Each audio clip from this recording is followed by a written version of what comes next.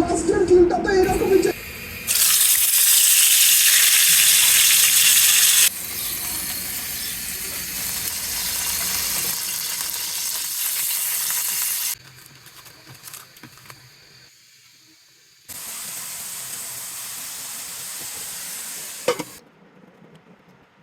আসসালামু আলাইকুম, আমি সাথী। আলহামদুলিল্লাহ আমি ভালো আছি, আশা করি আপনারাও ভালো আছেন। Welcome my new another daily blog. আবারও আপনাদের মাঝে প্রতিদিনের মতো নতুন আরেকটা ডেইলি ব্লগ নিয়ে হাজির হলাম। প্লিজ স্কিপ না করে ফুল ভিডিওটা দেখবেন, আশা করি ভালো লাগবে। তো যাই হোক, কতদিন যাবত আমি নাস্তা বানানো থেকে ছুটি পেয়েছি গরম দেখে। যেই গরম পড়ে বাবারে বাবা, তাই নাস্তা বানাচ্ছি না। আপনাদের ভাইয়া রুটি কিনে নিয়ে আসছে, তো নিউট্রেলা দিয়ে রুটি ভরিয়ে খেয়ে নিচ্ছি। আলহামদুলিল্লাহ আমাদের নাস্তা করা ডান। আর এই তো যেহেতু অনেক রোদ, এই রোদের মধ্যে আমি একটু ডাবলি আর বুটগুলো একটু রোদে দিয়ে রেখে দিই, তাহলে ডাবলি বুটটা ভালো থাকবে। আর এই তো আমার আতা গাছের আতা প্রায় শেষ, আতা গাছ পুরাই খালি হয়ে গিয়েছে। আতা শেষ হয়ে গেলে গাছের পাতাগুলো সব পড়ে যাবে। আর এই তো আমার আম গাছগুলো আপনাদের একটু দেখিয়ে দিলাম, মাশাআল্লাহ বলবেন। আর এই গরমের মধ্যে কোক না হলে কি চলে? আমার মনে হয় এই কোক খেয়ে আমরা তৃপ্তিটা আরো বেশি পাই গরমের মধ্যে। তো যাই হোক, আর এখন আমি রান্নাঘরে চলে আসছি রান্না করার জন্য। এই গরমের মধ্যে কি রান্না করব? রান্নাঘরে একদমই যেতে ইচ্ছে করছে না, কিন্তু পেটের জন্য তো রান্না করতেই হবে, না খেলে কি চলবে?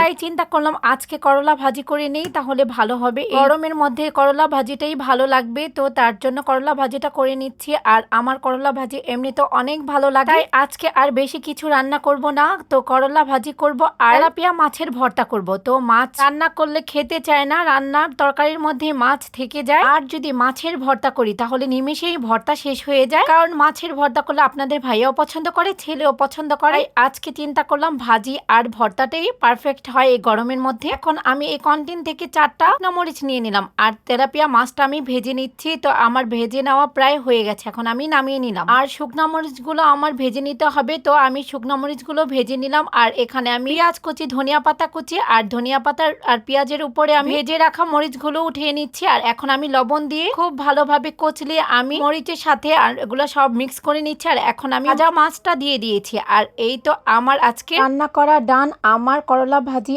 আর মাছের ভর্তাটাও রেডি হয়ে গেছে। আর এখন আমরা কিছুক্ষণ পরে আরো কাজ সেরে দুপুরে লাঞ্চটা করে নিব। আর এই তো আমার ডিবাতে একদমই পাউডারের গুঁড়ি ছিল না, তো এখন আমি একটা বড় প্যাকেট নামিয়ে নিয়েছি আর এটা কেটে বক্সে ঢুকিয়ে নিচ্ছি।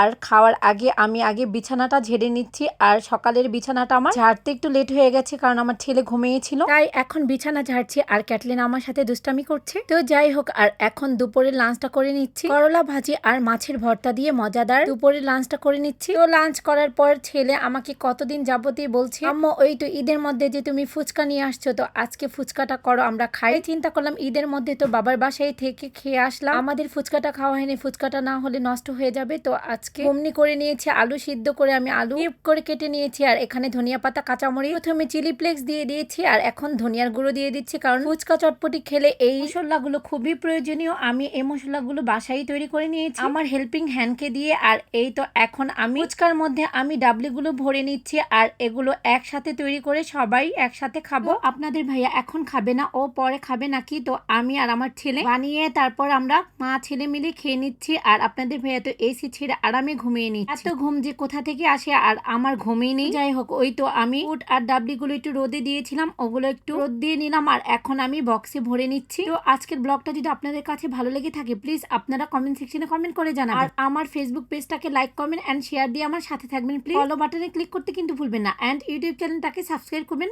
আর বেল আইকনে ক্লিক করতে কিন্তু ভুলবেন না। ভুল ত্রুটি হলে আমাকে ক্ষমার দৃষ্টিতে দেখবেন প্লিজ। তো আজকে এখানে শেষ করছি, আবার নতুন কিছু নিয়ে হাজির হব। ভালো থাকবেন, আল্লাহ হাফেজ।